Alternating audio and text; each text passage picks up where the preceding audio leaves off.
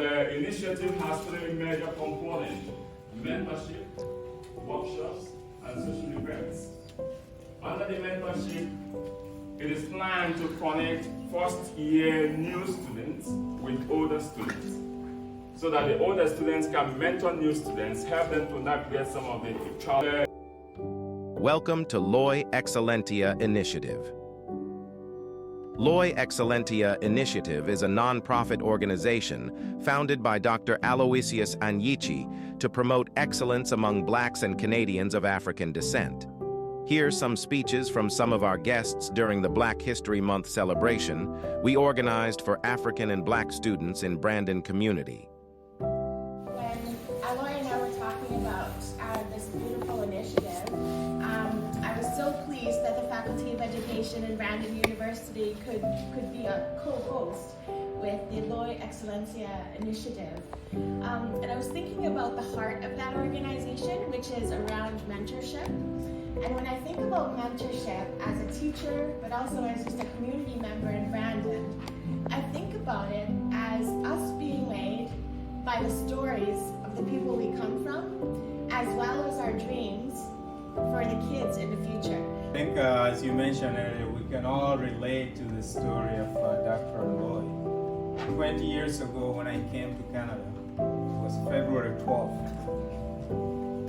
February 12th, and I remember vividly, it was minus 52. You know, I couldn't sleep all night. And the funny part of it is that I came from Cairo, a very, lively city. But then I arrived in Winnipeg, 9 p.m. I barely see anyone walking, no cars, nothing, and no one to ask what's going on. So in the morning I called my mom, I told her, I don't think I can live here. She said, you just gotta stick there, you'll be fine. But 20 years later, here we are.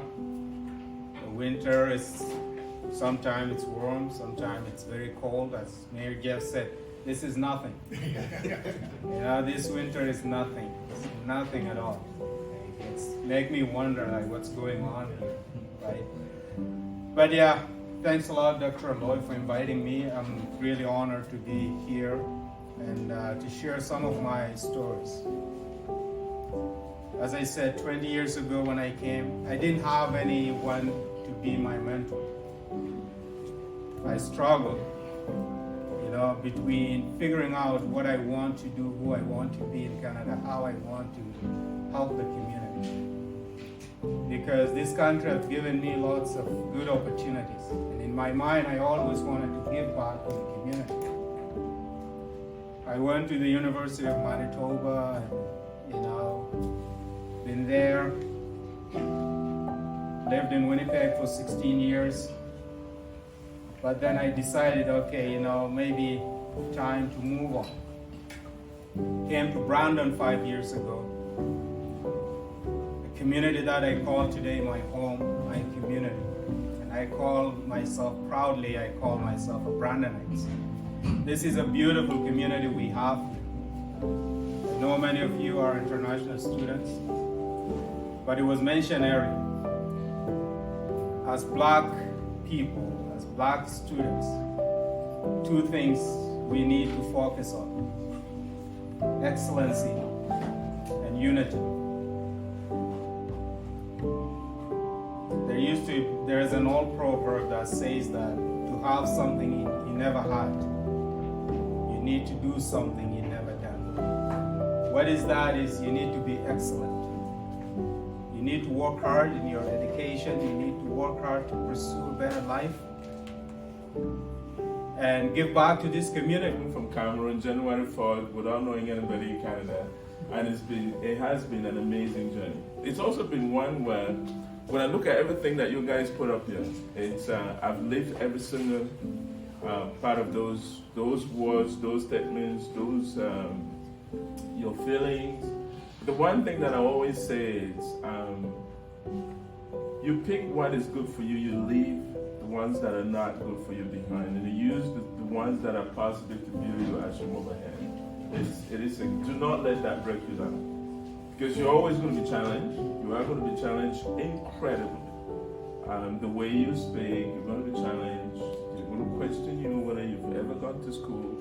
They'll be surprised that when you say your family is educated, you'll be surprised. And do not let that bring you down. There was a statement here that somebody kind of said, you're always trying to fit in. No, you're not fitting in. You were not born to fit in. You were born to stand out. You need to stand out on your own and not fit into something that doesn't belong to you. Stand out because that's how you were born to be.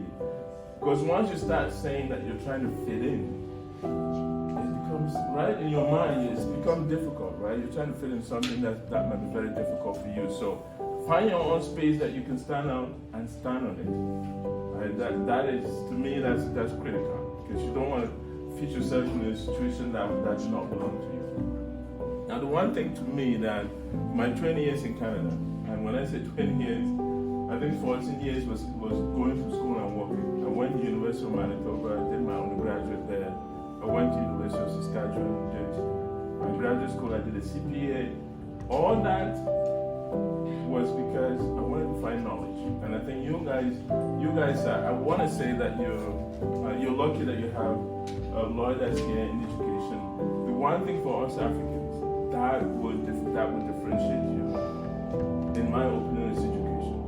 Nobody will ever take that away from you. It is important because people can say what they want to say about you, but the power of knowledge that you're going to put in your head is going to differentiate you wherever you go. It's going to set you apart wherever you go. It's going to open a door for you to walk in wherever you go. Somebody will use that education to give you a chance to prove yourself.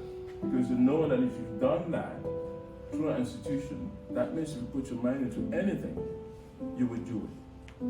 Right? The last thing that I want to mention is mentorship. It's not something that we grow up in our community talking about mentorship, let alone talk about sponsorship, which is another big part of mentorship. In the environment that you're in, find mentors.